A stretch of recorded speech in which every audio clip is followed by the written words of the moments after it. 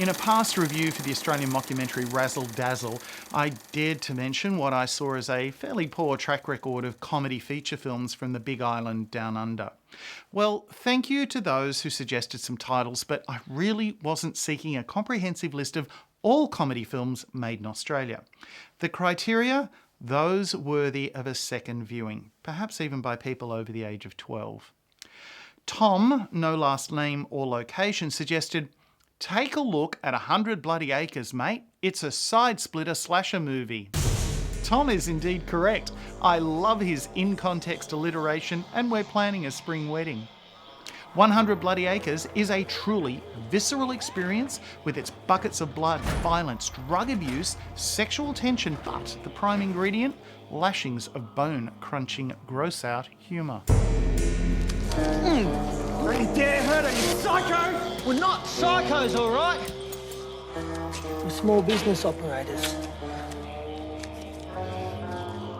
Damon Herriman and Angus Sampson play Reg and Lindsay Morgan, the enterprising owners of an organic blood and bone fertiliser business.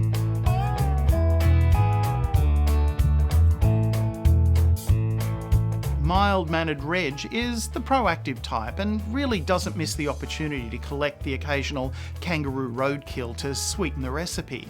But when he comes across a human victim of a road accident, the opportunity is... Oh, no, come on, that's not a spoiler. It's in the trailer and it happens in the first 5 minutes of the film. Anyway, adding the human remains sets an idea in motion, but not before a good-natured Reg comes across three young city slickers, broken down on the roadside in need of a lift. Anna McGahan, Oliver Ackland, and Jamie Kristian. Now, it's an unwritten law in the Australian bush. Someone in need on the roadside, you have to help. Get out of the way! And so Reg is faced with a very real and very heavy moral dilemma. He can't leave these guys stranded, not when one of the guys is a very attractive girl. So, of course, Reg's urges take over, and with only room in the cab of the truck for the driver plus one, where do the boys end up? Yes, in the back with the concealed but still very fresh roadkill. The setup is delicious, and the scene in the back of the truck as the boys begin to realise the presence of their other passenger and their assumptions is a deft bit of comedic timing and playing. In fact, the setups throughout the film are all expertly constructed. Sure. We shall do some acid then. No, man, I'm good. They're blue sunshines. The puppet masters of the mayhem, Colin and Cameron Cairnes, two brothers writing and co-directing this, their first feature film. It's very clear they love and caress the genre they're manipulating, and they do it with studied dexterity that delivers a dish of delectable debauchery. There's a substantial slice of Sweeney Todd, a fistful of Fargo, a few shavings of Shaun of the Dead, and a healthy-sized wedge of Wolf Creek. The end result might have been, there's nothing much original here, but in fact, it's the exact opposite. The ingredients are so well blended and seasoned with genuine hand-picked Aussie humour spices that it feels like a very original dish indeed. A lot more original than my dialogue just there. So, is there a special lady in Reg Morgan's life? Oh, well, there's me Auntie Nance. Now, it's not perfect, but it's 3/4 of the way there with only a few pacing problems in Act 2. Some scenes and plot developments feel like they're taking a little too long to play out, and having a largely fixed location for much of the mid part of the film demands relief for breathing space, and some of those breaths, well, they do feel a little forced. But to be fair, the Cairnes brothers have set themselves a very difficult task. James, please don't look at me like that. We can focus on getting out of here. What do you reckon? I don't think it's fair on you for us to be having this conversation right now. Maintaining the tension, neatly offset by the humour, is tricky stuff without losing the integrity of the film's own internal logic. But they do maintain it, and very solidly. No, I really need you to listen to me right now, James. Shut up! The brothers also understand the need to infuse their characters with a moral sensibility, not just present them with physical challenges. This grabs an audience on so much deeper a level than just physical peril.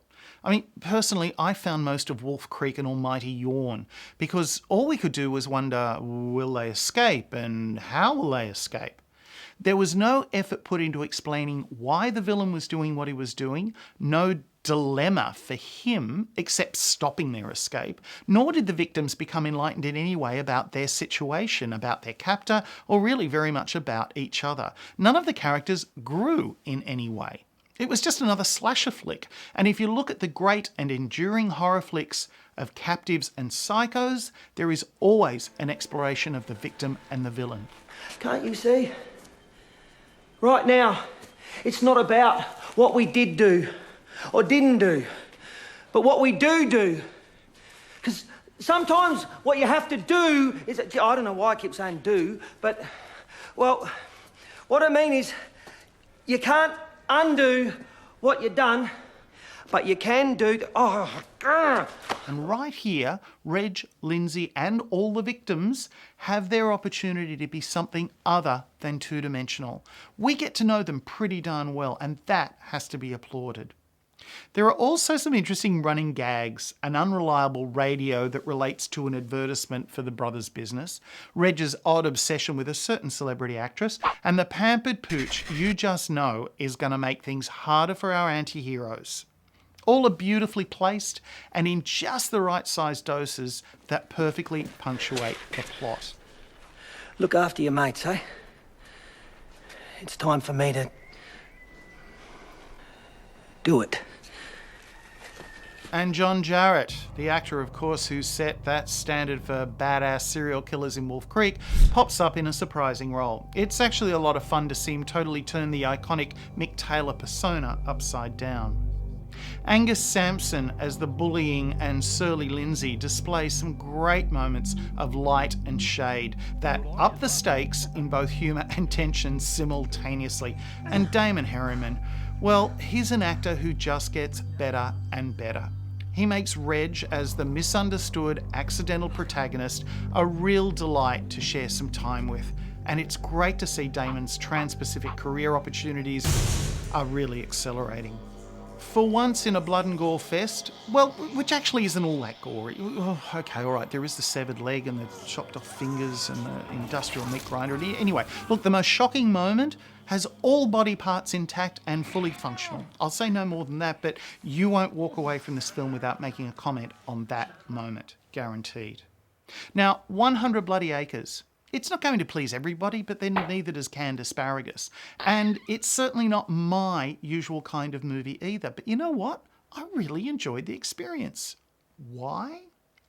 Because the character and situation humour is totally believable within the construct world the filmmakers have established. You realise very early on you're in good hands, and thus you're willing to go along for the ride.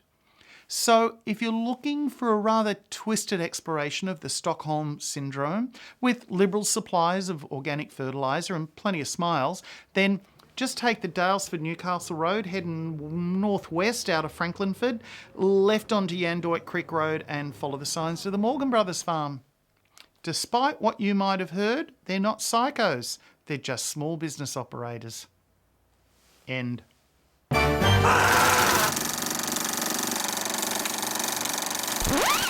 Are you now aching to find out more about this and other films? Okay, maybe not, but if you have a look at Between the Cracks, one word, .reviews, you'll discover more to explore. Links for related articles, extended text versions of the reviews, plus all the past reviews in one place with background information, the whys and whats of cracks, and some really nice graphics. So don't be lax, explore the cracks. Oh, it's probably the worst line I've ever written. Yeah, pretty much. What? You're right, terrible line. Oh. You need to know when to give up, and it was before that really bad line. Thanks. You're welcome.